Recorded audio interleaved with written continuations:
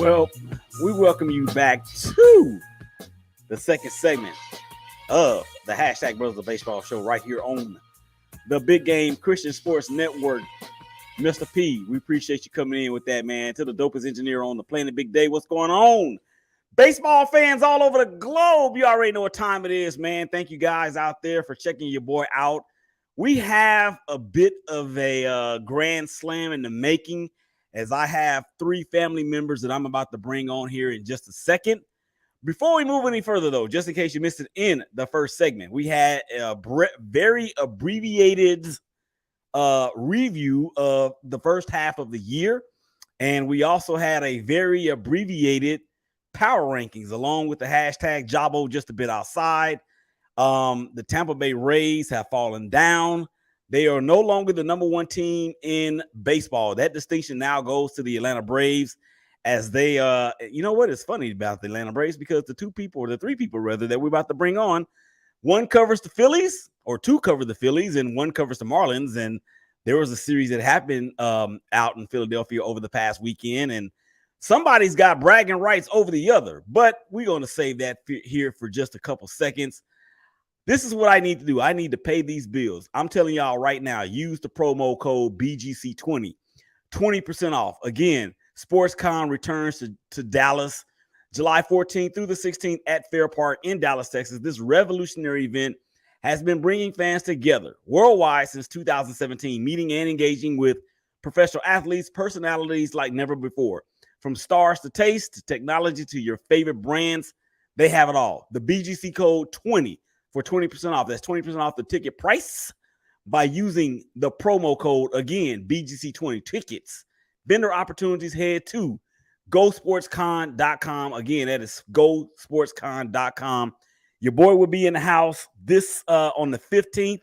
And I will be talking all things baseball, all things sports. We will also be broadcasting live on Facebook, LinkedIn, Twitter, and all of the rest. All right, let's go ahead and bring the troops in. First up, the Motor City Mad Mouth. I mean, he's already at it, ladies and gentlemen. He's already all lathered up. I'm telling you right now, I got to try to reel him in the best I can, but I do need to let him be himself. Let's bring him on in here, man. He's been on the show a few times.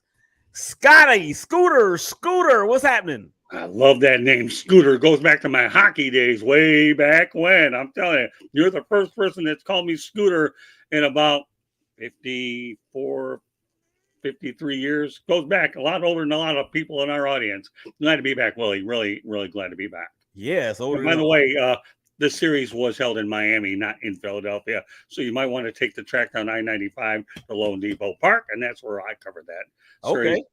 Okay. Actually, I covered the Saturday game. I didn't cover the other two. I was too busy with other company commitments. But that was arguably one of the best games. Excuse me for the hashtag Brothers of Baseball geography lesson being off for this particular class session. So let's go ahead and bring in, man, I'm telling you, these two right here, they are so funny. I love them dearly. And I'm going to bring them in. We have Rach and Vince. They are from the fan lot out in Philadelphia. Hashtag ring the bell. Here they go, right here. Let's go.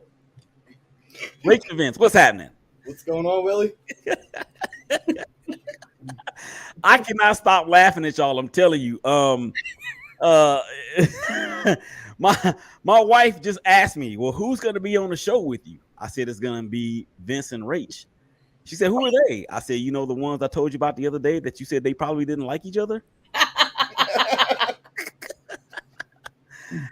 Okay, so how are y'all doing, man? Good to see y'all.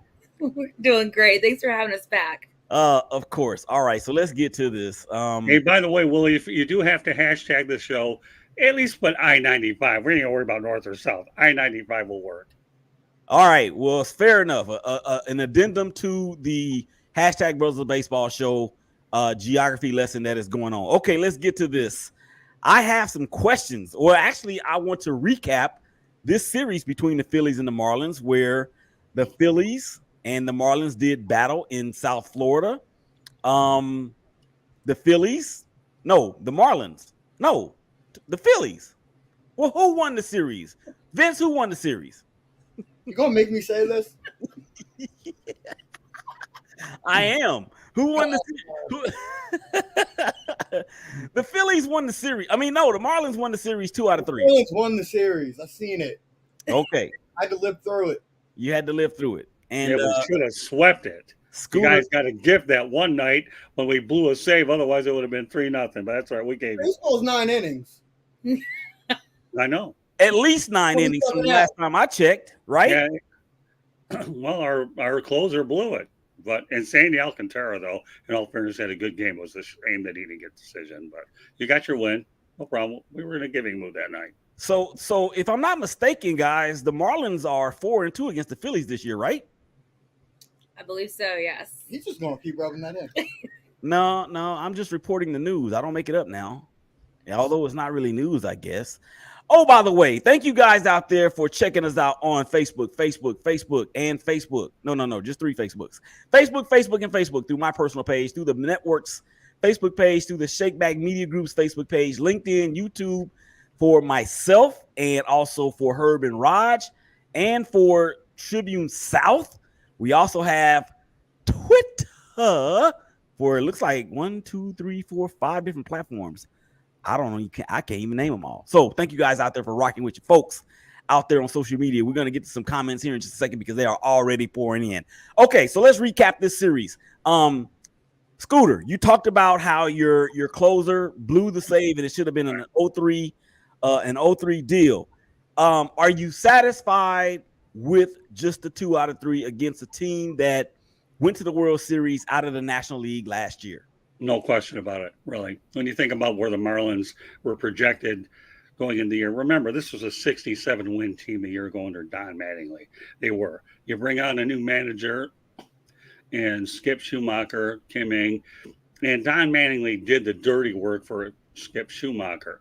Kim Ng made some necessary upgrades during the offseason. When you bring on Luis Arias in a trade for Pablo Lopez, which, by the way, both of them are all-stars tonight, so that's the ultimate win-win situation. Bring on Gene Segura as a late who's been playing well. Brian Dela Cruz is maturing as a player. Jorge Soler had a hellacious year last year as a free agent, is doing much better. And like Arias, they're both all-stars. And then the list goes on and on. Great defensive play by Joey Wendell. Dane Myers has caught fire lately with the injuries that you've had to Jazz Chisholm and then Jonathan Davis. So, this team is finding a way to win. And then we have Yuri Perez, our young kid who came up to help pick up the slack. So, yeah, I'll take 2 out of 3 over the Phillies in a case like this. Not being sarcastic, but this time really being realistic. Because this is a team now that after that series has won 53 games and they're only 14 away from Eclipse, tying last year's total. And here's the thing. Should this team get in the playoffs, nobody's going to want to face them. Nobody. They are dangerous. We can talk about all the South Florida teams that were bridesmaids this year, but this one here, if they can end up winning it all. Of course, your Florida Gators were bridesmaid too, but still, the Marlins are dangerous. I just recently did an interview with Jody Reed, and he talks about the fact that the culture in the locker room is unbelievable. They all play for each other. And don't forget, they have great pitching. So before I actually move over to Vince and Rach to get their take on the series, one question for you. Do you believe that even though it was a COVID-shortened year where we saw all those teams make the playoffs to include the Miami Marlins, do you think that experience has had any effect on this team? That's a question for you, Scooter. Oh, okay. I didn't know that. Yeah. Well, we were the laughing stock when it all took place. Remember, we're the ones where, we had all these little outbreaks going on. We had to throw balls inside of socks and all that. It's nice to get the drought over with. So they didn't have that hanging over their head. It was nice to beat the Chicago Cubs. So we got a win. Well, it's not like we backed in, we beat the Cubs, and then to lose to the Braves, who have been a thorn in our side for a while, so be it, But anytime you can get good playoff experience, doesn't hurt any. It really doesn't, Willie, whether it's in a shortened situation or not. That was a tough year. When we ended up having that outbreak and then St. Louis, everybody laughed at us because we're the Miami Marlins. Everybody likes to pick on us. We're the fish. We haven't won anything, blah, blah, blah. But this was a very uplifting time for us to get in the playoffs. Derek Jeter felt like we were on the right track. Don Mattingly is the most underrated manager in all of baseball. He didn't take a dumb pill when he went from the Dodgers to the Marlins. He was dealing with a situation where you have budgetary restrictions and a market that haven't drawn well. So when you look at everything that you have, they still have a lot of those players from that 2020 team. But if you had to throw balls inside of a sock and do all the outrageous things they had to do just to keep it going mentally, and then this COVID thing would become a problem all year long, what else are you going to do? So I guess the bottom line is anytime you break a long drought, you don't have to wonder or worry about it. There's a lot of teams right now in MLB that have longer droughts, the Detroit Tigers, the Angels, and a lot of other teams that would probably have loved to have been in the COVID-19 2020, so they have that storyline hanging over them. Right.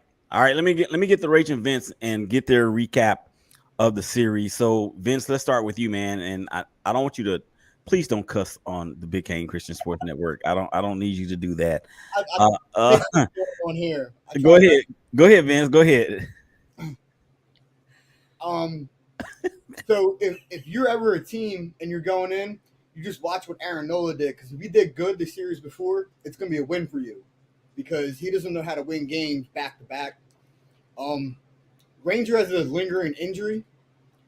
Not making excuses. I'm just telling you what I seen. But I mean, the Marlins, I think they're a team that's at least, I had them at the beginning of the season. They're 1 year away from actually being a full playoff contention team. What they did in the offseason was just crazy. And then the young kids they brought up. But, I mean, we came back one game, and they just, I don't know. I'm not going to make excuses like they lost gas, but they were just dry in the last two games. And Rach, so, you know, when June started, Kyle Schwarber began to do Kyle Schwarber things. But here towards the end of the month, it kind of seems like he tailed off. How concerned are you about this guy who, you know, is the leadoff guy and really kind of sets the table for the Phillies with his up and down motions or his up and down performance at the dish? What's going on there? Well, for starters, I just want to tell the Marlins that y'all are welcome for Gene Segura, okay? Yeah, he was in Philly at one point. Yes, he was. As far as Schwarber goes, he is our most walked player on our team. He, I think he sees the ball the most, the second best. I think Stott is our number one guy that sees the ball the best. The thing that's frustrating with Schwarber is that he's either getting walked, struck out, or he has a home run. He hardly ever gets on base by just like a single or a double.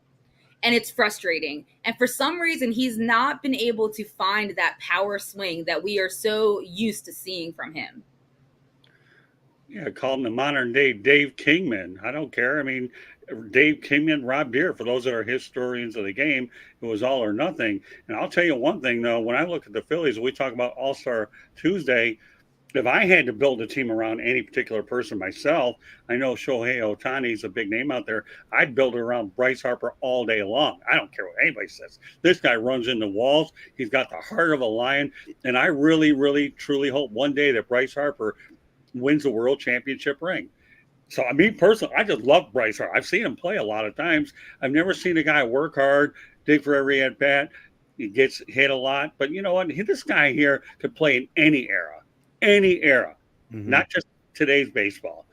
And so if I were going to be confronted, who would you build a team around, Ohtani or Harper?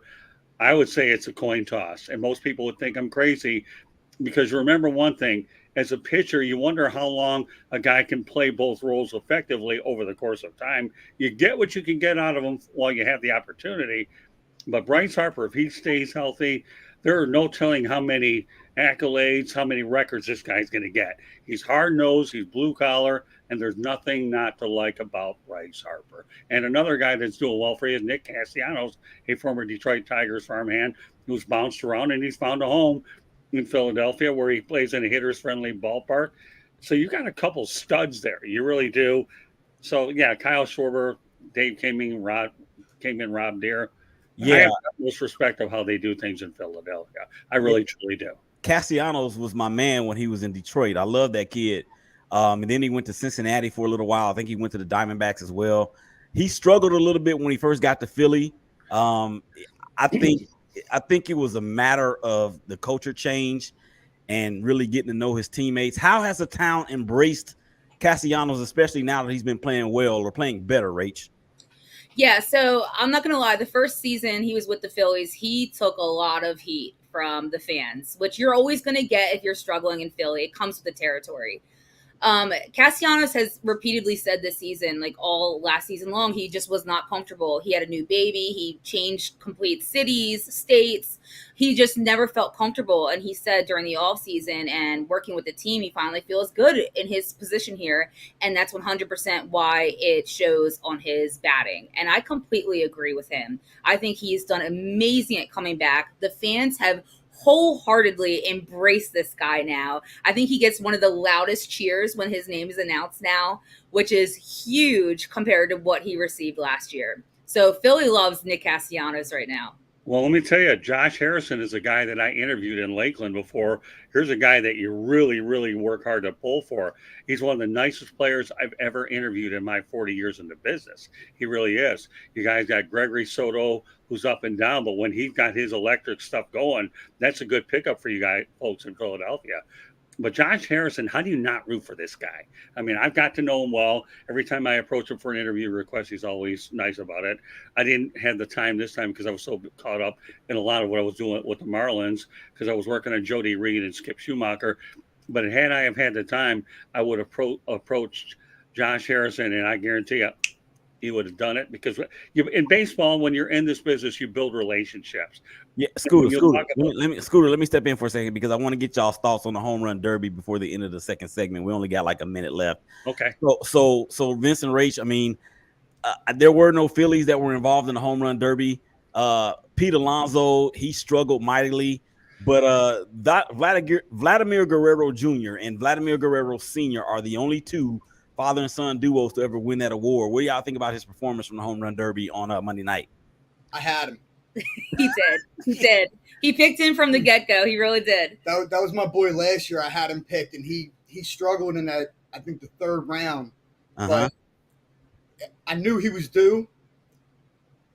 And then I just seen how he worked himself slow in the first, took advantage of the second, and then did what needed to get done. And I was happy for him last night. Yeah. And the fact that he beat J-Rod was something sensational.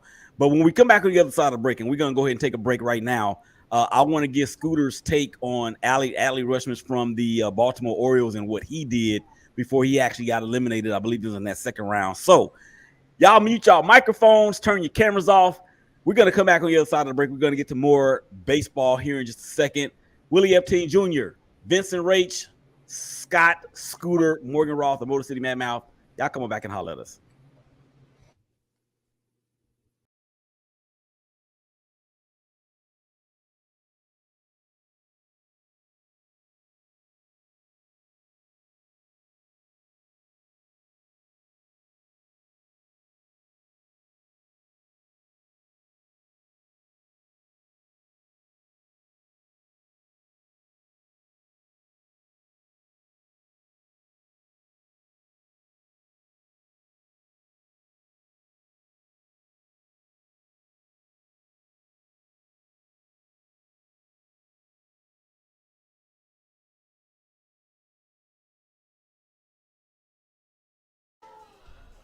Shakeback Media Group, Willie Epteen Jr., hashtag Brothers of Baseball. Where are we? We are at the official MLB apparel store live in New York City. Man, the show, 12s and 6s, 1s and 7s, BGCSN 1 and 2. Come on, check your boy out, Willie Epteen Jr., hashtag Brothers of Baseball.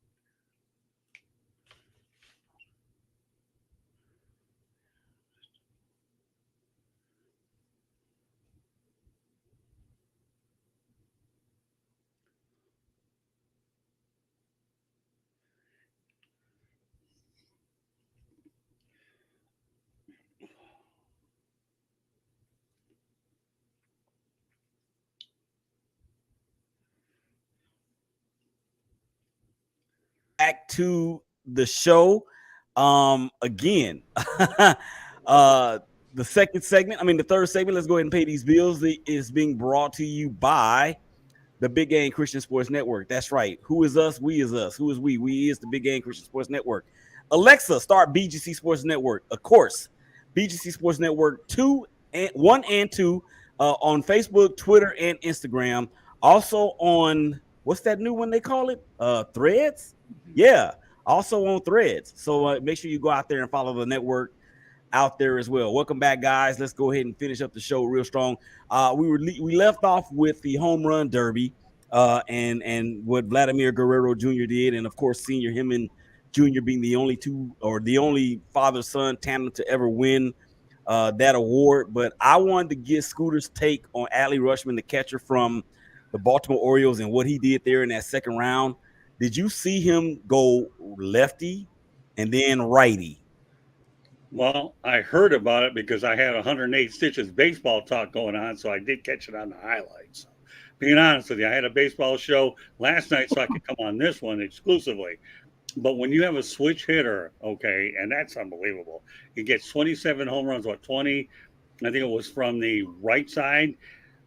Well, actually 20 from the left side and another 7 right hand. That's unbelievable. Yeah.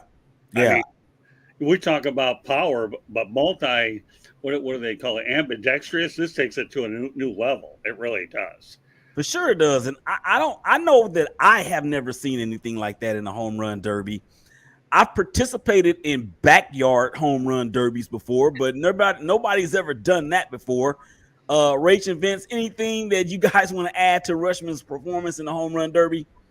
So he unfortunately was eliminated in the first round, which sucked. But I loved the fact that his dad was his pitcher. I thought that was just a really cool moment to witness for both of them. His whole family, they kept like panning to them on the camera, was just all into it. And it kind of goes with like the father-son winning. Now they have the father-son pitching. So I just thought it was a really cool moment for both guys that game. Well, bear in mind too that Rutschman, to me, I believe it is just the third player not to make it out of the first round after hitting more than 27 homers, joining Shohei Ohtani and Salvador Perez in 2021. So he's in pretty good company if you're not going to do it. Shohei Ohtani, you hit 27 bombs, not the worst thing in the world, especially with Shohei. Yeah, and Vince, let me take it to you real quick, because I want to me, and I know we're way off topic, but we're just talking now, so I hope y'all okay with that. To me, baseball has continued to run either in third, fourth, or even fifth place in terms of major sports in North America, with the NBA, the NFL, the NHL, and now, of course, Major League Soccer. What is your opinion in terms of how baseball has completely turned it around, especially with the marketing of these types of events that can bring more attention to their players and their star players at that? I think they're slightly doing it wrong. I think they can make baseball a lot better if they go back to the roots of baseball and get rid of all these ridiculous rules.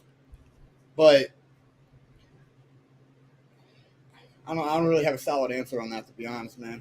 Well, let me help you out a little bit, because Scooter can remember a time of what exactly that you're talking about. And that's all the unwritten rules. So, Scott, let me come to you about that, because do you think that these so-called unwritten rules that really, to me, as having seen baseball evolve from what it was to what it was, and then what it was again, now to what it is, do you think these unwritten rules should be like just burned at the stake? Because these kids don't have any idea what was going on back then. Not to say that they're not historians, but that doesn't apply to them, because it's a whole different era and a whole different generation. Well, number one, they're not historians, okay? I've interviewed a lot of young guys that don't know the history of the game. I can say that from my firsthand experience covering the game. I won't mention any names, but I do believe that many of them don't know the game. Number two, I enjoyed the way it was played when I was growing up as a kid back in the 70s and the 80s. You only had the designated hitter, the American League, the National League. You didn't have it until just the last year or two. So unwritten rules or not, I don't like the rule changes. I understand the desire to speed the game up and make some changes and at work pace, but I hate to think that for many, many years you would have to implement to me so many rule changes to keep interest in the game. No more or less than when the NBA has to have a play-in tournament just to keep things interesting when old-fashioned defense was worked back in the 80s and 90s when basketball was good. And again, I grew up in the bad boys era, so I can say that. But unwritten rules to me, it depends on what you define. Do you bunt with the bases loaded up 14-0, or do you go out there and throw at somebody's head, or do you do the little things that would get under somebody's skin? That's always going to happen anyways, although it doesn't happen as much. That would warrant pitchers to throw at hitters and vice versa. So, you can tinker with the game as much as you want, but baseball still is a game where there's 4 bases, there's outfields, there's infields, and there's certain stats that have lasted the test of time. Now we have stats for holds, right? Give me a break. What is really a quality start? I'd like to know what that is. Okay. And you get to a point where you read so analytical into the game that this is a good sport. A lot of people have played it long before we started making radical changes recently to maintain the interest. Now, do I feel that maybe the 3-hour games, 3-hour and 15 games are a little tech? Probably. Do I think that the ghost runner reducing it, as long as these rules are not in the postseason, you're all right. No different than the hockey shootout. So to give you the short answer, as much as I'm capable of a short answer, is I hate to think that anybody would totally tinker with the rules. I understand some of the logic. Don Mattingly always told me, I had a good working relationship with Don Mattingly. Scott, no matter whatever happens here, okay, we can say whatever we want about the rule changes, but we have to adjust them, and we don't have any choice to adjust them. Right. I mean, and I dig that. I mean, I'm a little bit of a traditionalist as well, but for me as a fan first, the game had really started to become unwatchable. And I love this sport so much that I can listen to it on the radio, and people look at me like, what's wrong with him? All right. So anyway, one other thing too, that, and we're going to remain off script. We got about 7 minutes left to go in the show. So here's a question that I want to ask you guys. And this is totally off the cuff. I've been doing a lot of question answer on Twitter, right? And a question that I threw out there this past week was, in their prime, who would you rather have? Roger, and spare me the PED talk. I don't even want to hear it. Who would you rather have in their prime? Roger Clemens or Randy Johnson? I see Rach laughing. Go ahead, Rach. Okay, so I'm going to go with Roger Clemens. As everyone knows, we have his son on our team this year. Vince and I have a long history of fighting about this. He is not a fan of Roger Clemens at all, which is what you're seeing right now. But I pick Roger Clemens hands down any day. Really? Okay. Well, Vince, continue the mantra of why my wife thinks y'all don't like each other with your comeback.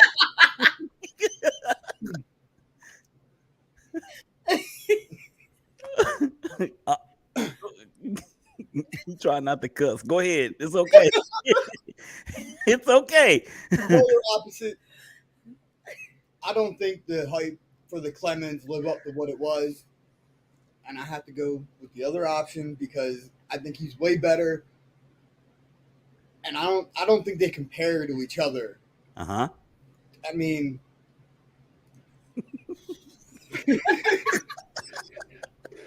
I can feel him like physically restraining himself. Yeah, I think we might need to move on. Okay, Scott, let me pose that question to you: Roger Clemens or Randy Johnson?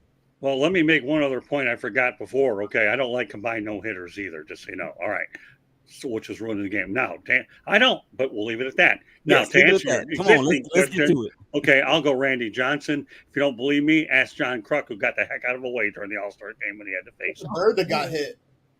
Yeah, ask the pigeon that got hit. Yeah, well, I'm talking about. Yeah, I agree that the pigeon definitely had a headache.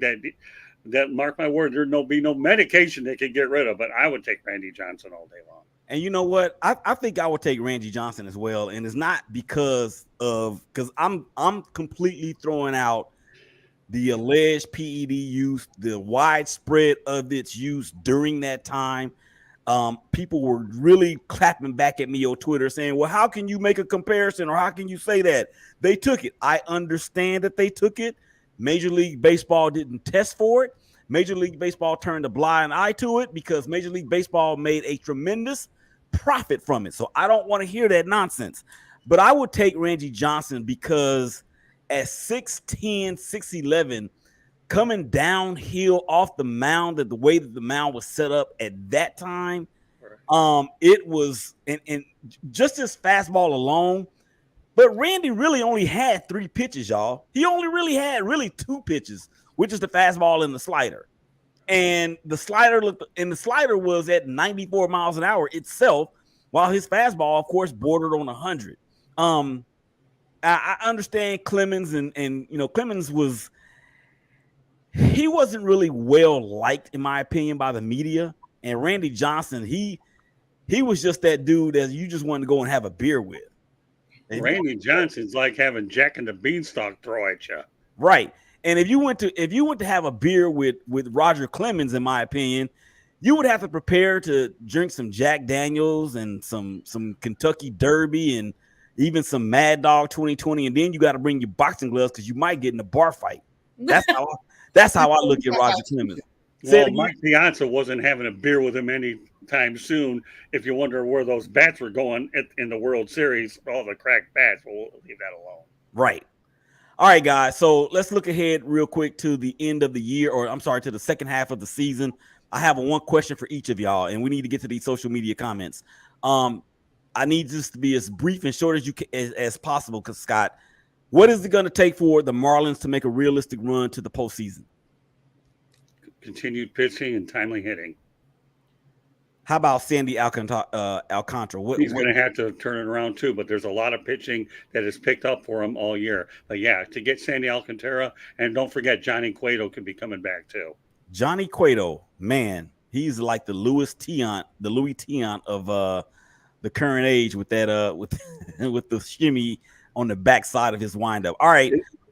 If you would have told me that the Marlins are 14, 15 games over 500 with Sandy Alcantara underperforming, I would have thought we were crazy. Go ahead. Yeah, no doubt. All right, Vincent Rach, we got a minute and a half left to go. The Phillies, will we see them ringing the bell at the end of the year, or will we see their bell getting rung at the end of the year? Of course, bell being rung means that they are not going to be able to have a chance to defend the National League crown. No, the bell is we're gonna ring the bell. We're going back to the World Series. Yeah. You heard it here first, ladies and gentlemen. It kind of gave a nod to where I think the Phillies might be going at the trade deadline. You say they may be going? Yeah. Sellers? No. Buyers? Yeah. Okay, yeah. Definitely. Zach Allen took a little trip with Rob to the stadium today. Yes. I'm pretty sure that was a tiny little nod about what's about to happen. All right, here we go. Show social media comments. King SJ, evening gentlemen, and that's disrespectful to Rach because she doesn't look anything like a man. Big George, the big homie out of Cleveland, cannot disagree with your number one power ranked team. Saw the Braves here in Cleveland, and there was a buzzsaw taking 2 or 3 from the Wahoos in the air. I don't know why he likes to say the Wahoos, but that's just what George does. George, again, if anyone can beat the Atlanta Braves, SLREA, what is that? I don't know. King SJ and evening Fanlot, love the name. Okay, so he made up for it. George, once again, the Braves are murderers row of 2023. I 100% agree with that. Ronald Acuna Jr. And look, Matt Olson is the leading candidate for the NL MVP, if you ask me.